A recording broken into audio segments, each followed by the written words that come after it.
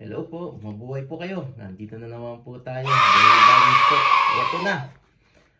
Na-interview na naman ang isa sa mga paborito nating gabinete ni Pangulong Marcos. Siya po ang may hawak ngayon ng Presidential Advisor on Poverty Alleviation of the Philippines. So, walang iba kundi si Secretary Larry Gadon. Palakpakan natin! Alam nyo itong si Secretary Gadon kapag ito'y nai-interview, marami kang mapupulot na aral at marami kang makukuhang impormasyon, lalong-lalo na sa mga kalokohan ng mga Duterte. Oh my At higit God. sa lahat, talagang walang interview to na hindi ka tatawa. Talagang tatawa ka rito kay Secretary Gadon.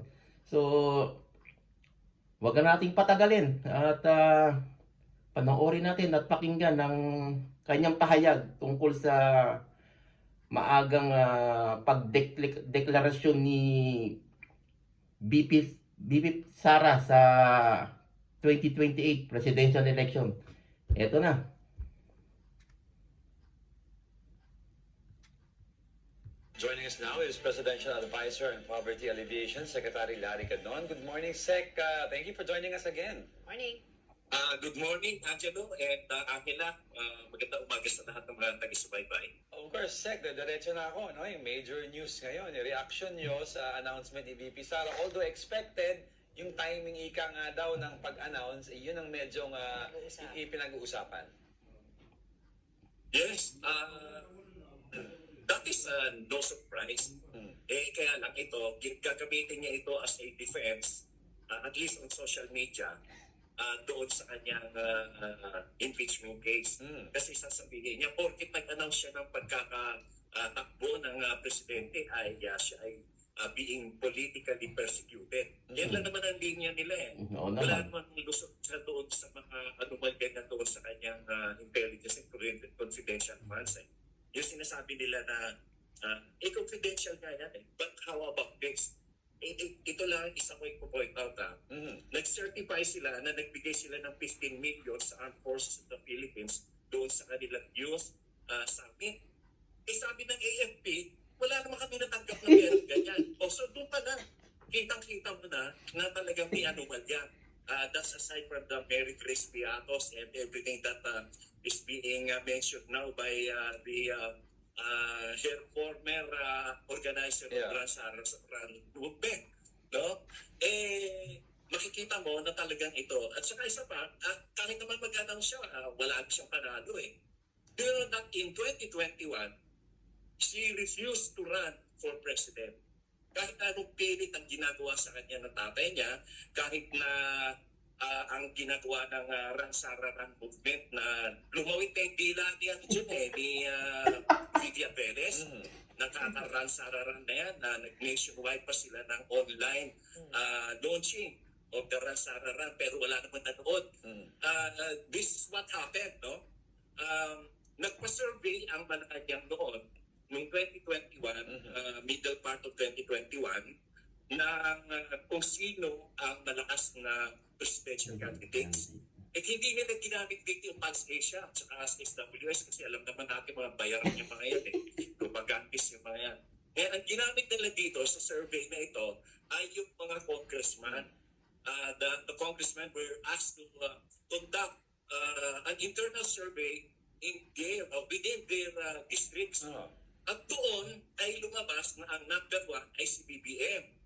Ang number 2 si Lenny. Ang number 3 is Isko. Number 4 si Sara. Kaya na ang tigas ng paninindigan na noon na hindi siya tatakbo presidente. Kasi alam niya wala naman siyang boto.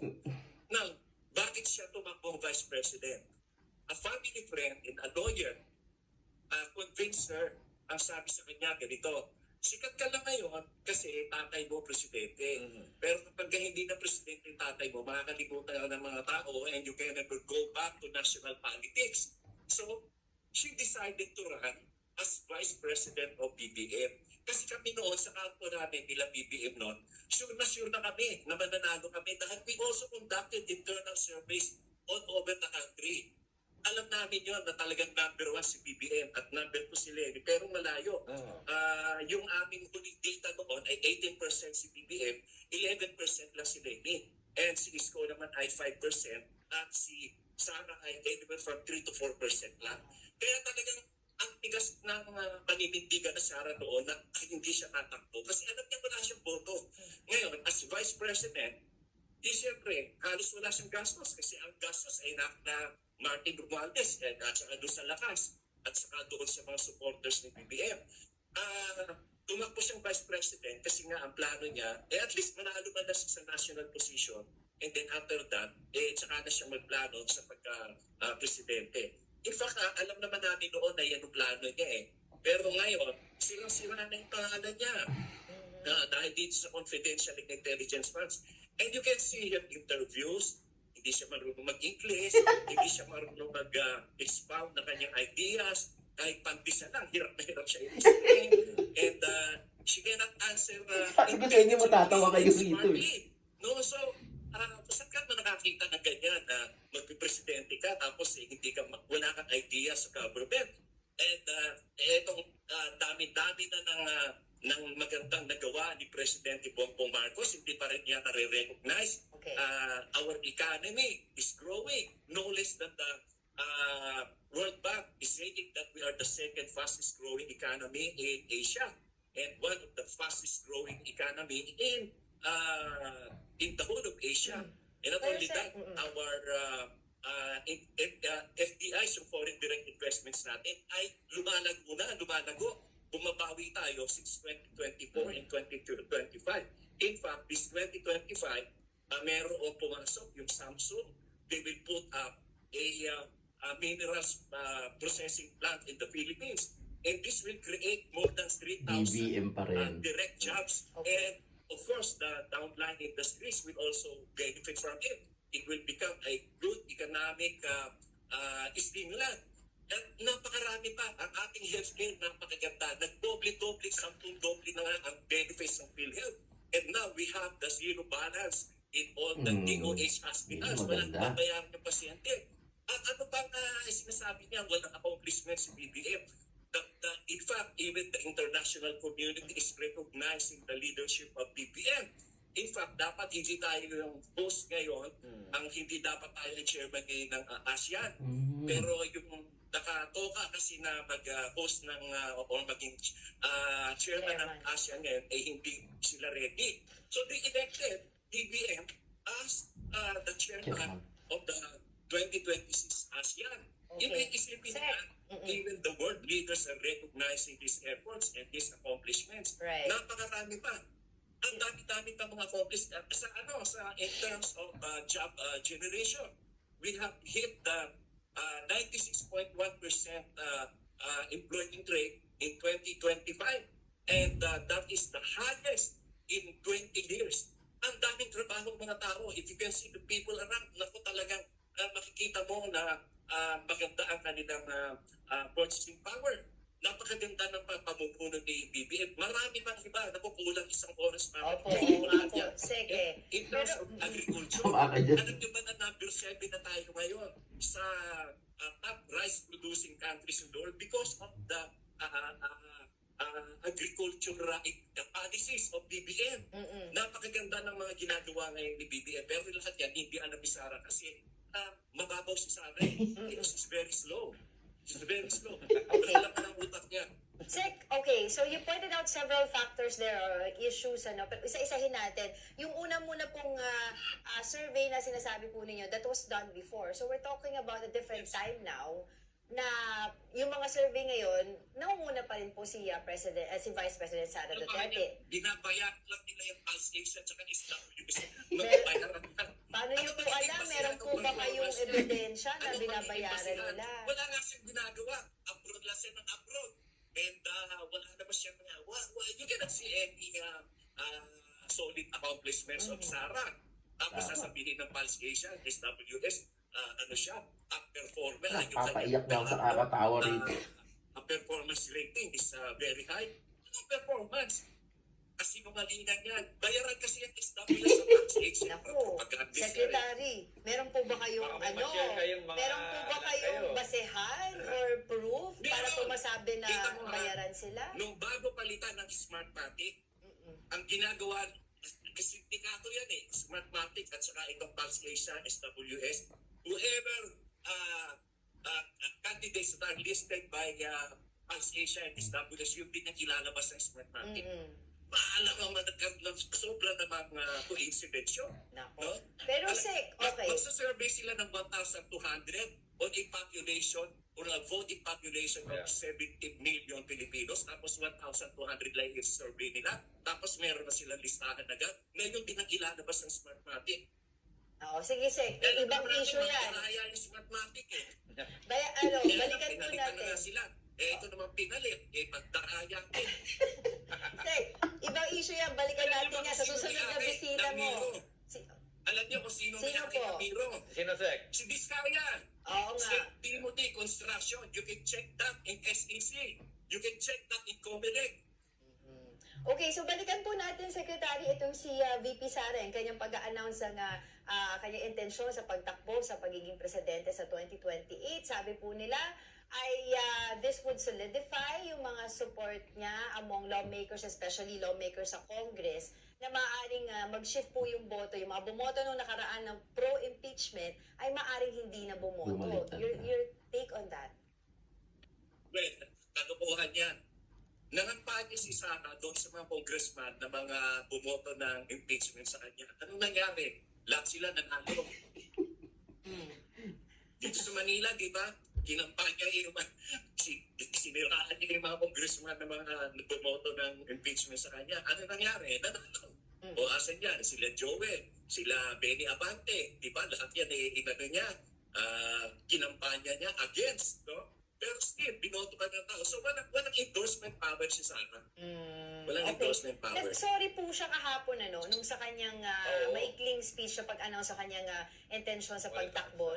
Sorry siya sa taong bayan dahil sabi niya dahil daw sa kanya ay nagkaroon ng BBM Sara tandem at yun nga daw lubog na sa problema ang ating bansa. So, hindi po kayo naniniwala na si VP Sara po ang may dahilan ng pagkakapanalo ni President Bongbong Marcos noong nakaraang eleksyon? Dalawa na ang major political groups dito sa bansa natin. Marcos and Aquino. Yung mga Marcos, siyempre, hindi naman yan nila iboboto si Sara. Di ba?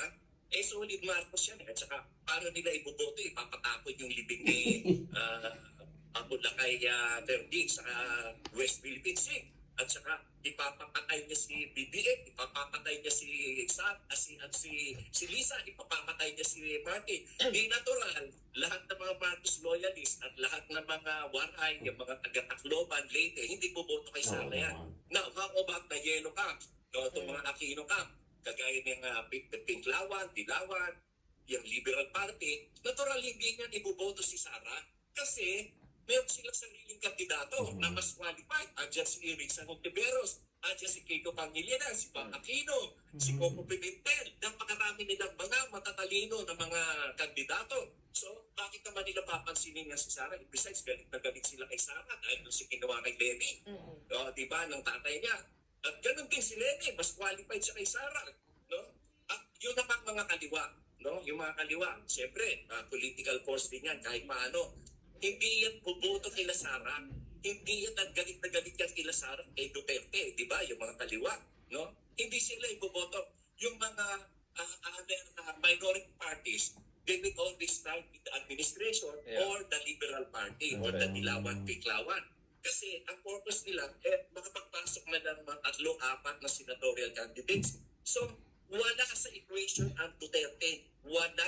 Pero At the most, that Sara in get is only about 3 million ang makukuha niyang boto. Actually, Kasi second, nakakasanay sa yung Marcos loyalist, nakakasanay sa level is the candidate of the administration. Ganon din yung mga Dilawan, Pinklawan. marami ring Mindanao voters Ha? Marami ring Mindanao voters. Kung di na yung Mindanao, it will not even reach 7 million. Pero Sek, I wanted to ask you, no? 7 million. Sek, may binabanggit ka about yung kanyang toka-toka ng Pinklawan, leftists and rightists. May mga kasi ugong-ugong na possible na the BBM faction and Pinklawan or the Yellows, baka daw magkaroon ng unifying factor pagdating sa election kasi medyo nagkakapareho daw ng mga, well, yung mga bills or measures or priority measures pinapasa ni BBM sa pag-iisip daw ng mga dilawan. So medyo mas favorable ang mga dilawan Like daw foreign policy, to support BBM's economics. policies I daw. don't think that it is a political marriage.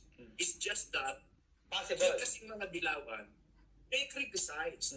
But sensibly, and sila, yung criticism nila is yung ang purpose nila is to improve whatever law or whatever bill or whatever actions that the government is doing. Pero hindi mag-destabilize na kagaya ng ginagawa ng mga Duterte. It doesn't mean na magkakaroon ng political marriage kung halimbawa pumabor man. Kung talagang maganda yung batas kung maganda yung ginagawa, pumapabor sila. It means only that they are statesmen also. Hindi naman sila yung obstructionists at saka yung mga destabilizers na kagaya ng mga Duterte. Meron lang talaga silang sense of nationalism and patriotism. Well, it's a different matter kung magkaroon man ng political divide Kasi- siya.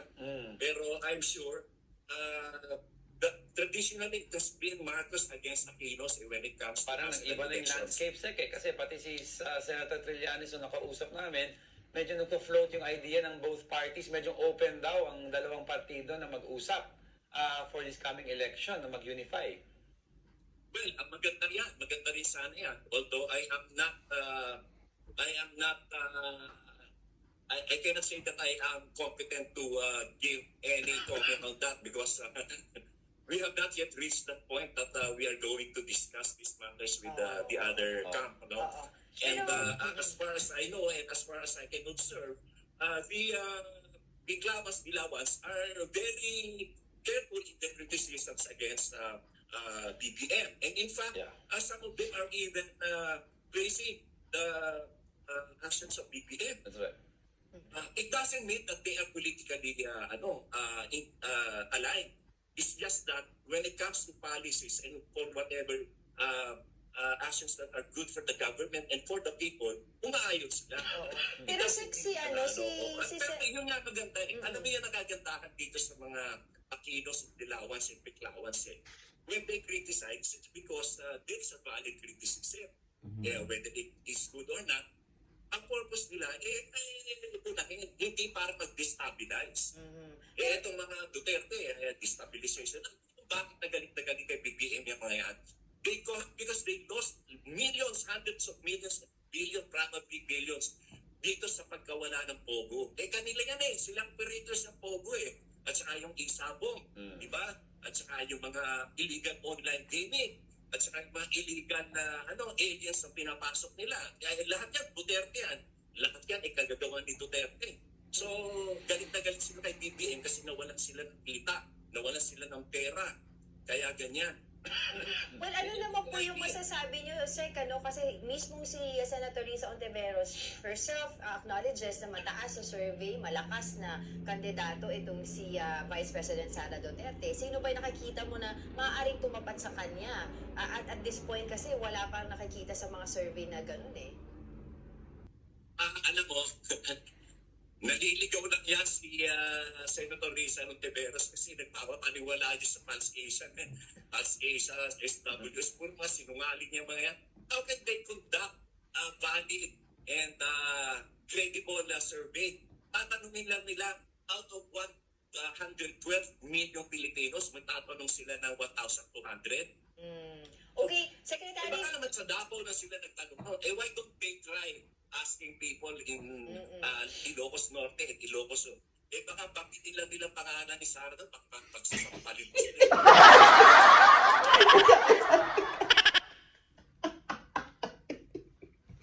Ang kulit mo. Sekretary ka doon, ang kulit mo. Ulitin natin. Ang sarap ng pakinggan doon.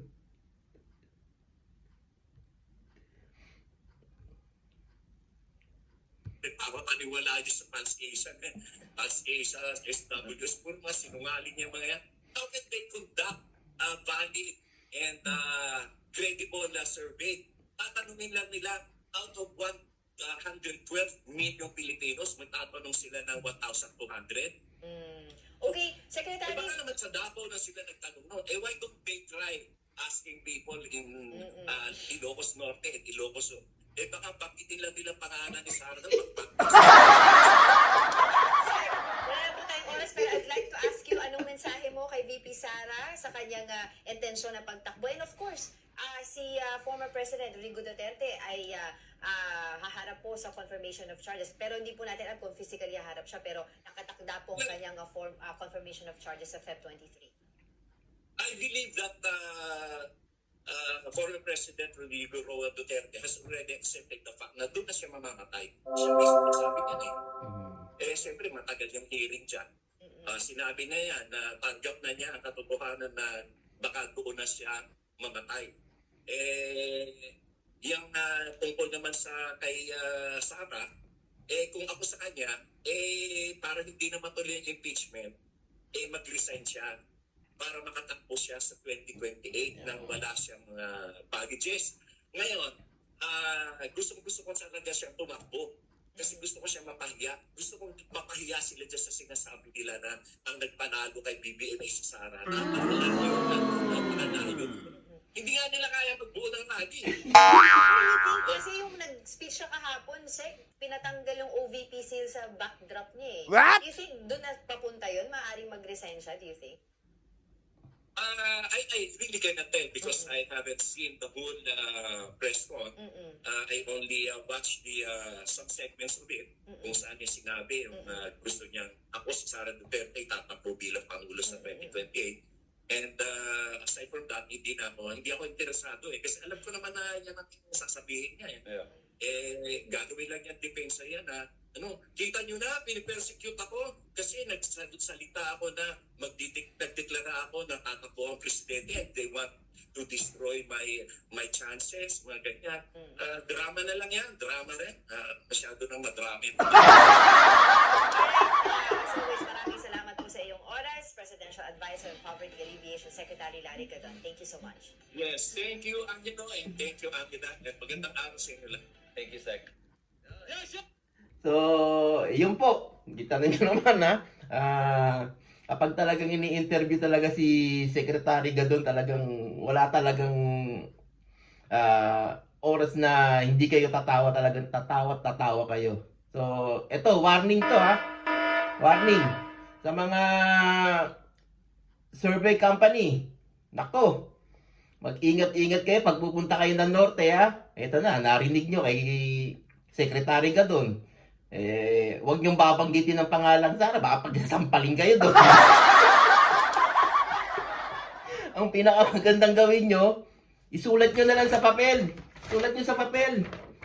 Sara. Yun, huwag niyong babanggitin ng Sara. Nga lang, ang mahirap, kapag nilukot yung papel at ipakain sa inyo.